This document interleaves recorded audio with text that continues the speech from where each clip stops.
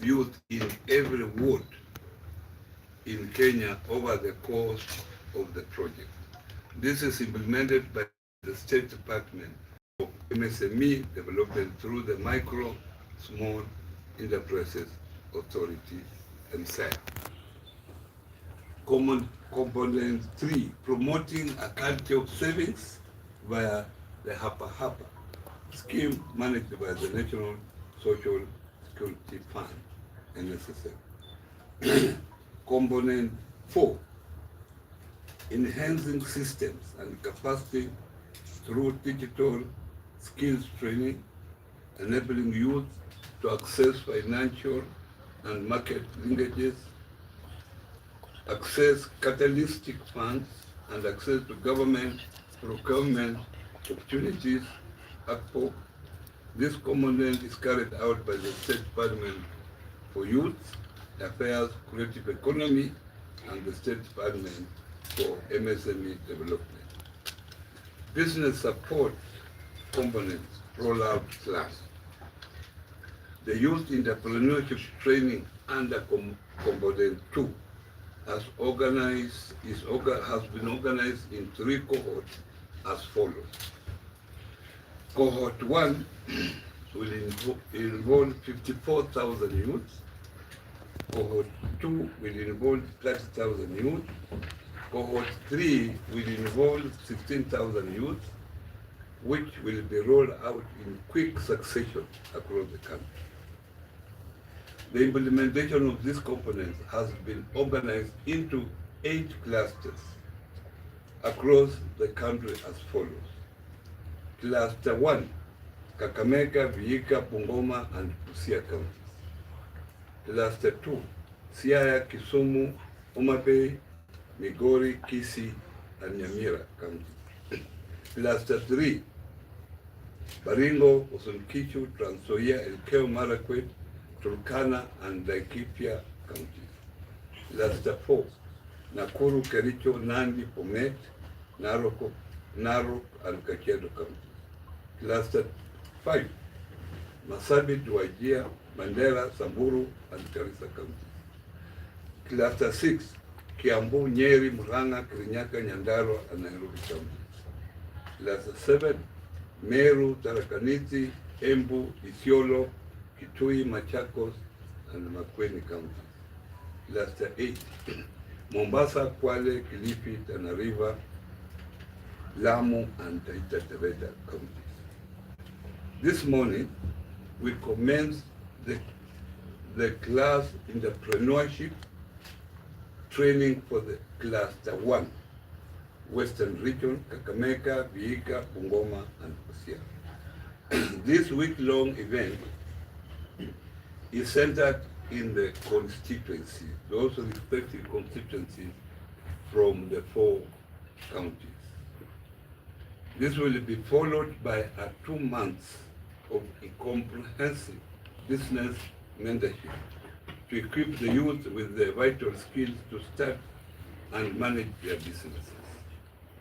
We expect to roll out training in quick succession across the country for Lot 1 in the remaining 7 clusters. The successful completion of the classroom training in every cluster will be followed by a first dispersal of the business startup capital to the respective beneficiaries to enable launch their business ideas, after which they will be handheld into incubating their business ideas by business development experts. The formal launch of the Nyota project is planned to coincide with the commencement of the disbursement of startup capital to the trained beneficiaries for clusters 1 and will be presided over by His Excellency the President in the coming weeks. We urge all Kenyans to follow our official communication channels to stay updated on the progress of the Nyota project. That's the end of the press release, and we'll be happy to invite any questions, clarifications, or comments. Maybe 3 questions? Okay. Okay, let's do the first one. Okay, the first question, you introduce. Okay, my name is Akelius Banasias. And the media house, please? GMK News. Yes? GMK News, Good Morning Kenya Magazine. So what I'm asking is that from the statement you have read, I don't know which methodology you are going to use to bring all the news together. But the question is, not everyone is business oriented. And they are still used. How can they benefit from the Nyota program? I think maybe you never followed what I said. Yeah. There are 3 components, various components. One is carrying out to make sure our youth are trained to be employable. That's one, if you are not a business oriented. If you are business oriented, then you follow under component 2.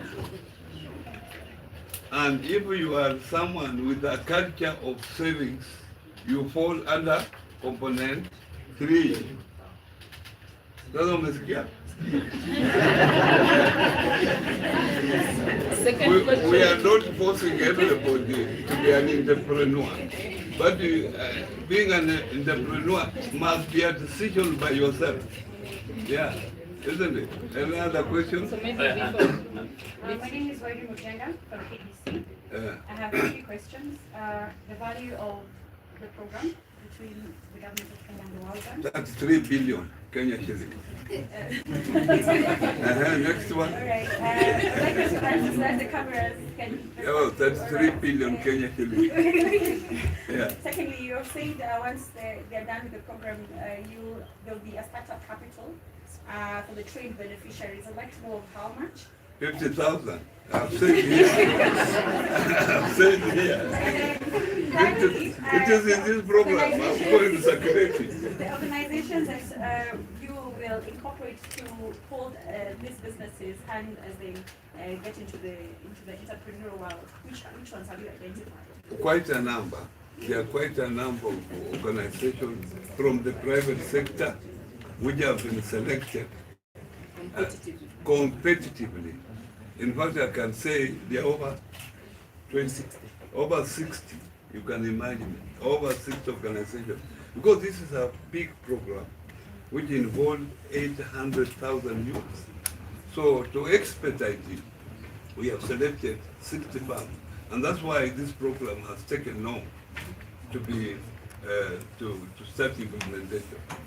Because of recruiting 60,000 people, recruiting now about 800,000 people through digital platform. All these people have been selected through digital platform. There was no physical contact.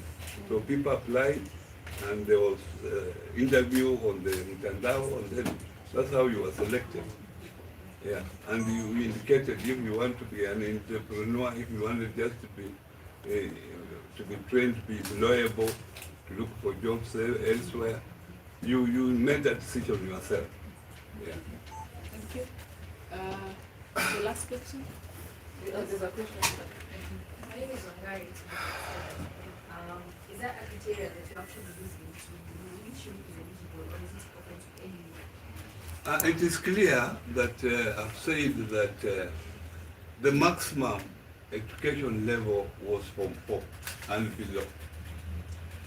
Those who are graduates, those who are diplomas were eliminated through the system because we thought bulk of Kenyans youth are in that category. So this program focuses on that particular category. Disability up to 35 years, and those who is from 4 and below, and even those who have not gone to school are also included between 18 and 29 years.